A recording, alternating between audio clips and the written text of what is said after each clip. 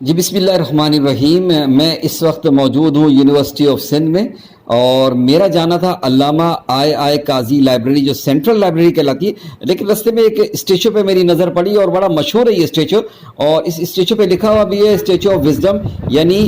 حکمت کا مجسمہ.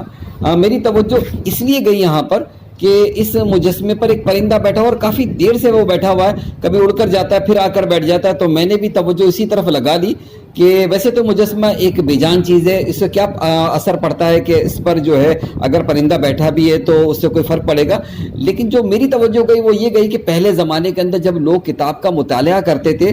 تو ان کی توجہ کتاب پر اس قدر ہو جایا کرتی تھی کہ اگر ان کے سروں پر پرندے بھی بیٹھ جاتے تو انہیں پتہ نہیں چلتا تھا. یہ باقاعدہ کتابوں کے اندر موجود ہے یہ چیزیں جو ہے. تو کتاب ایک ایسی چیز ہے جو فوکس کرتی ہے اس طرف جس طرف اس کو ہونا چاہیے. یعنی کتاب سے آپ علم حاصل کرنا چاہتے ہیں تو آپ کی ساری توجہ جو ہے وہ علم حاصل کرنے کے لیے کتاب ہی کے ذریعے ممکن ہے. آج کل کا دور فی زمانہ ڈیجیٹل دور ہے اور ٹیکنالوجی کا دور ہے، تو ہونا تو یہ چاہیے کہ اس بچے کے ہاتھ میں کتاب کے بجائے موبائل ہونا چاہیے. موبائل پر ہزاروں نہیں لاکھوں کتابیں موجود ہوں گی، لیکن آپ کبھی بھی اس موبائل کی کتابوں سے فوکس حاصل نہیں کر سکتے، کیونکہ اس پر بہت ساری سماجی تعلقات کے حوالے سے ایپز ہوتی ہیں اور بہت سارے ایسی چیزیں ہوتی ہیں کہ انسان اسی میں پورا ہو جاتا ہے. فی زمانہ آج کل بچوں کو اگر ہم دیکھیں تو ان کا سارا کے سارا فوکس صرف موبائل پر ہی ہے، اور یہی وجہ ہے کہ جو وہ علم کا جو معیار بچوں کے ذہن میں ہونا چاہیے، جو ہم اپنے ماضی میں لوگوں کو دیکھتے ہیں وہ بالکل بھی نہیں ہے. تو